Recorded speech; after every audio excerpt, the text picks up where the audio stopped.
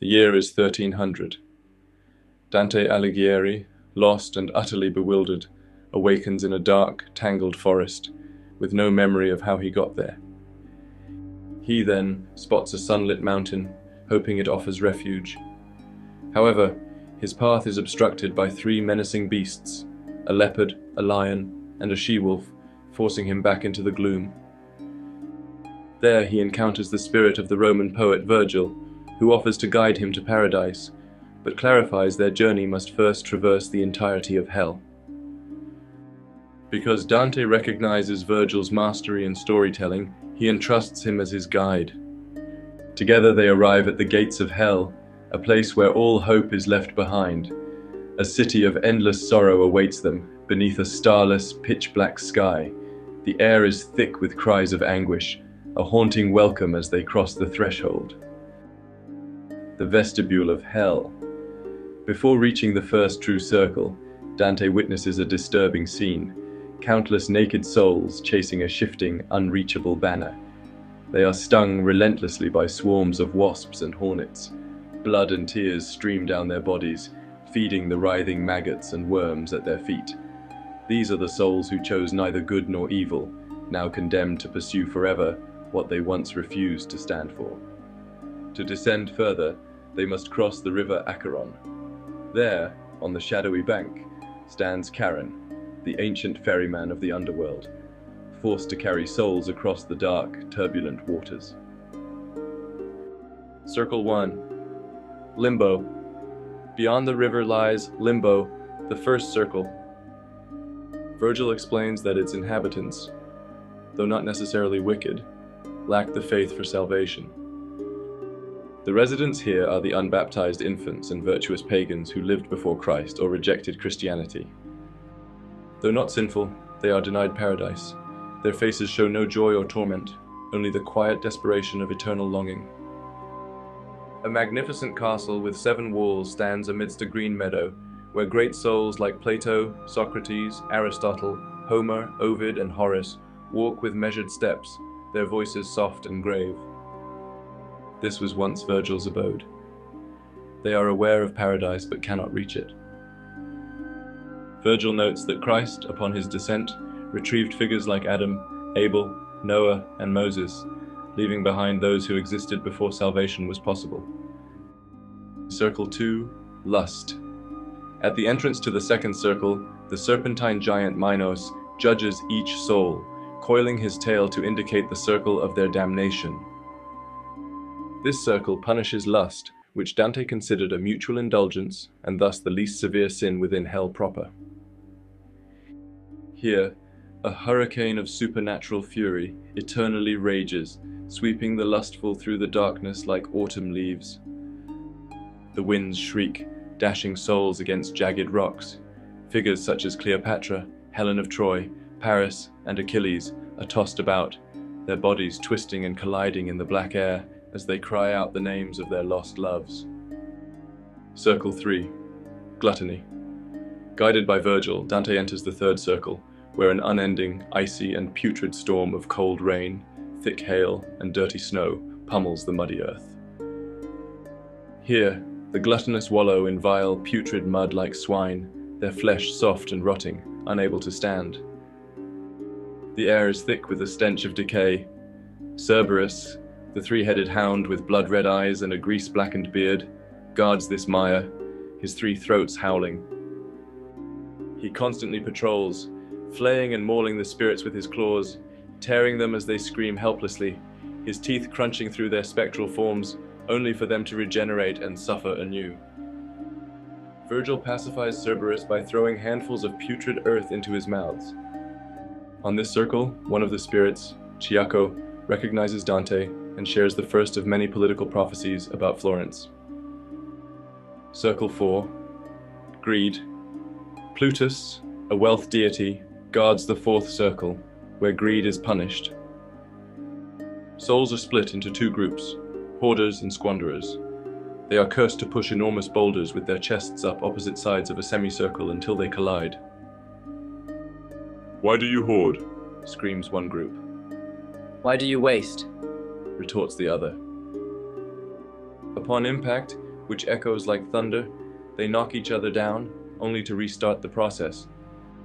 Their faces are battered beyond recognition, many marked by tonsured heads, indicating clergy whose vows twisted into avarice. Circle 5. Wrath. Deeper down, they reach the river Styx, a boiling swamp of black mud thick as tar, forming the fifth circle for the wrathful. Naked souls here tear at each other with hands and teeth, some with missing eyes or ripped throats, endlessly fighting. The boatman Phlegias ferries them across. During their passage, Filippo Argenti, a political enemy of Dante, grabs their boat. Dante, fueled by the wrath-fitting of this circle, wishes him further torment. Some souls are completely submerged, their gurgling voices lamenting. We were wrathful in the sweet air gladdened by the sun, carrying lazy smoke within our hearts. Now we are wrathful in the black mire. These are the sullen, fully submerged, and causing the surface to bubble with their sorrow. Circle 6. Heresy, the city of Dis. Dante spots fiery towers and burning walls in the distance. This is the city of Dis, where heretics are punished in lower hell. When they reach the city gates, fallen angels block their way. Dante is shaken by Virgil's temporary difficulty, and things get even more intense when they face the three Furies, covered in blood and entwined with serpents. The Furies even call upon Medusa, but Virgil protects Dante just in time. Ultimately, an angel sent from heaven intervenes and opens the gates. Within this city of iron that glows red-hot lies the sixth circle. Thousands of flaming sepulchres are scattered across a vast cemetery, their lids open to reveal the heretics within, such as the Epicureans who believed the soul died with the body. Ironically, having valued earthly pleasure above all, they now suffer unimaginable, endless pain as flames leap from their red-hot tombs and their flesh continuously burns but is never consumed. Their screams echo across this burning graveyard. A vile smell from the lower depths forces them to rest, during which Virgil explains the circles below. Circle 7. Violence. This circle is divided into 3 rings based on the type of violence. Before entry, they bypass the Minotaur, whom Virgil enrages and wounds by mockery. First ring. Violence against others. The river Phlegathon runs crimson with boiling blood so hot it would melt iron. Centaurs gallop along its banks, their horse bodies magnificent but their human torsos scarred from eternal warfare. They shoot arrows at any soul who rises higher than their sin allows. Chiron, their leader, assigns Nessus to guide the poets safely across. The centaur Nessus guides the poets along Phlegathon and points out the tyrants submerged in the boiling blood. Alexander the Great, Dionysius of Sicily, Ezzelino III da Romano, and Obizzo d'Este. This river grows shallower until it reaches a ford, after which it comes full circle back to the deeper part where Dante and Virgil first approached it. Immersed in the deeper waters are tyrants including Attila, Pyrrhus, Sextus, Rinier da Corneto, and Rinier Pazzo. After bringing Dante and Virgil to the shallow ford, Nessus leaves them to return to his post. Second ring. Violence against oneself. They traverse a strange gnarled wood of blackened, twisted trees with no leaves, only black thorns. Moans and shrieks fill the air. When Virgil has Dante break a branch, blood pours out, and the tree cries in pain, revealing it was once a man. This gruesome sight is the punishment for suicides in this ring. Having rejected their bodies, they are now painfully trapped as trees. Harpies, half woman, half bird creatures with anguished human faces, nest in the trees, clawing and feeding on their branches. Only when these trees are broken and bleeding can the souls speak. One such tree is Pietro della Vigna, a diplomat falsely accused of treason who took his own life. On Judgment Day, their human bodies will hang from their branches as an eternal reminder of their sin. Third ring. Violence against God and nature. An endless desert of burning sand stretches under a rain of fire that falls like snow in windless weather. It punishes blasphemers, lying supine on burning sand, sodomites, running continuously on lava-like sand, and usurers, those violent against art, huddled in groups. All scream perpetually as the fiery flakes ignite upon touching the ground. Their tears mix with the falling fire, creating rivers of boiling blood that flow towards the wood of suicides. Capaneus, who defied Zeus, lies on the sand, unbothered by the fire, still cursing God, his body a mountain of blasphemous pride.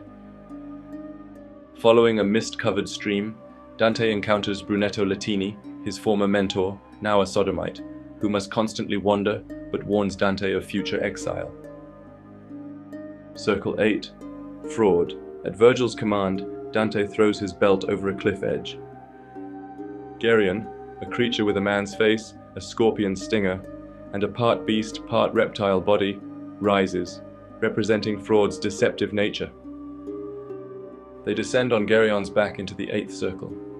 Malabolge, evil ditches. A vast stone amphitheater of 10 concentric narrow ditches separated by high walls, where bat-winged demons fly. First ditch, seducers and pimps.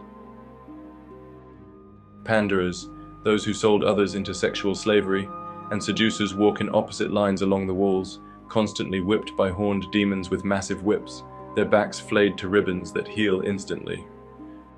Dante sees Venedico, who sold his sister, and Jason, punished for seducing and abandoning Hypsipyle and Medea. Second ditch, flatterers. Guilty of corrupting language through false flattery, these souls are immersed to their necks in a deep valley of human excrement, representing their false words. The stench is overwhelming as they writhe and weep tears of filth. Third ditch, simoniacs. This ditch punishes simony, buying church positions. Sinners are placed headfirst into holes resembling inverted baptismal fonts, with flames burning the soles of their feet.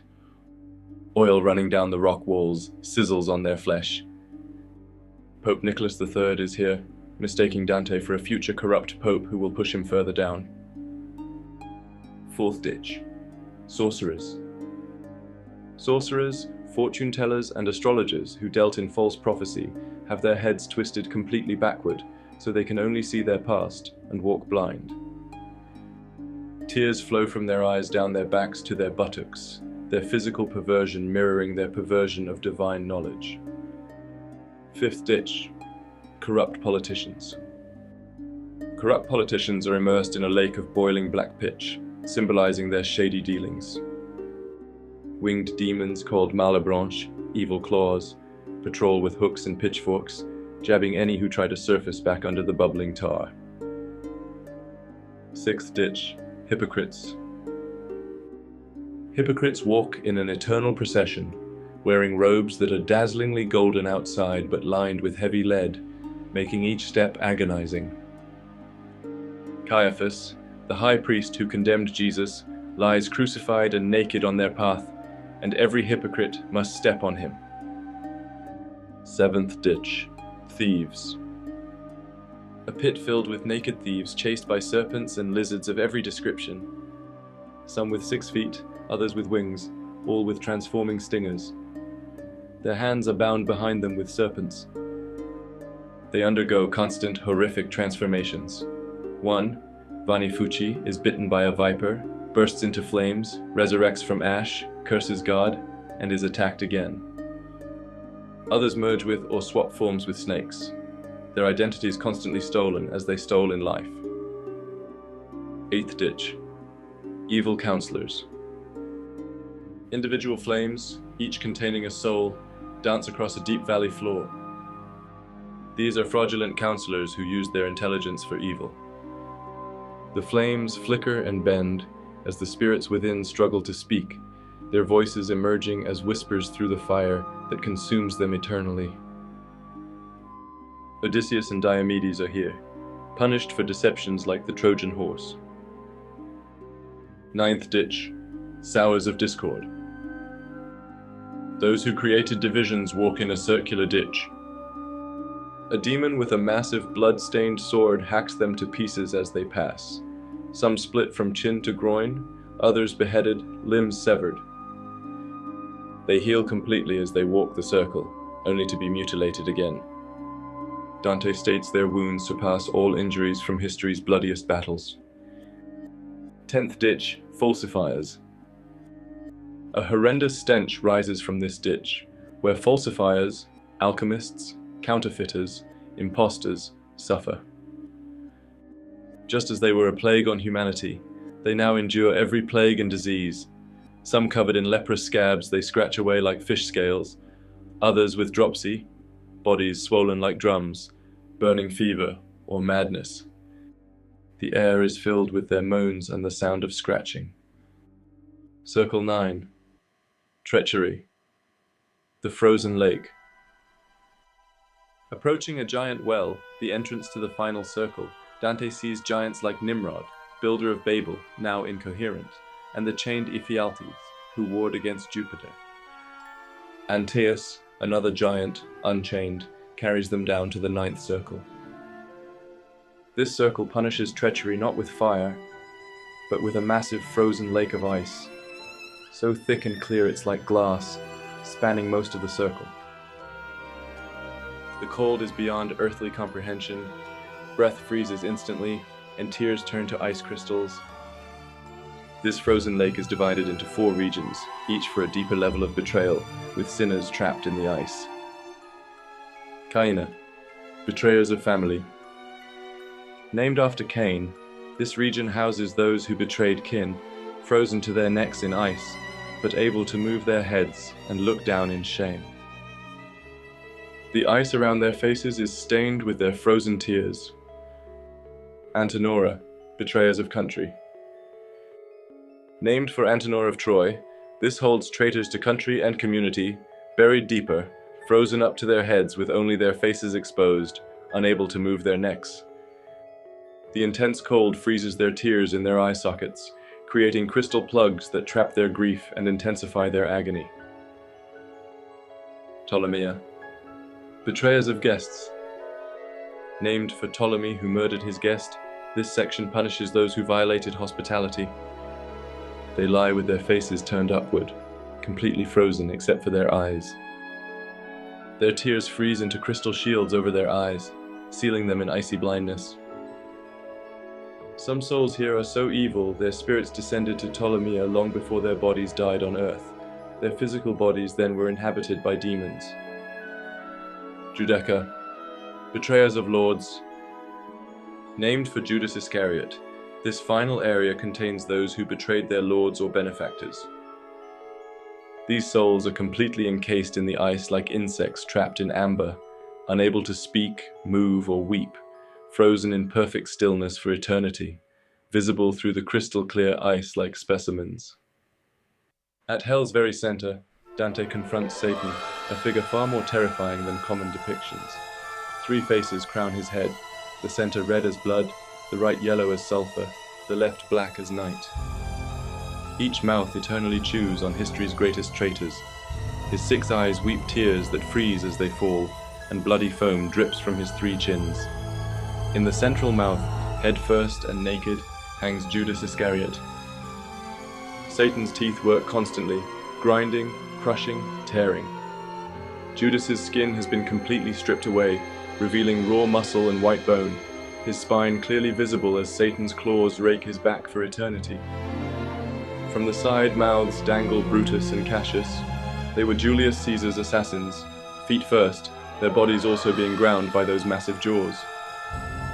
Satan's 6 massive bat-like wings beat constantly, generating the wind that freezes the entire lake, each wing beat sounding like 1,000 tempests. Yet this horrifying being is not an active commander of evil, but is trapped, frozen from the waist down, mindlessly chewing, hell's most punished prisoner, rather than its ruler. To escape this realm of damnation, the poets must climb down Satan's immense form. Reaching his waist, the Earth's center, causes gravity to reverse, allowing them to climb up his legs on the opposite side of the world. They emerge to see the mountain of purgatory bathed in the morning light of Easter Sunday. Hell, therefore, is but the first step on a path that continues through purgatory towards paradise and ultimate salvation. Before them flows the river Lethe, marking the division between eternal damnation and the possibility of purification. While hell is the most infamous part of Dante's journey, it serves only as the initial stage toward ultimate redemption.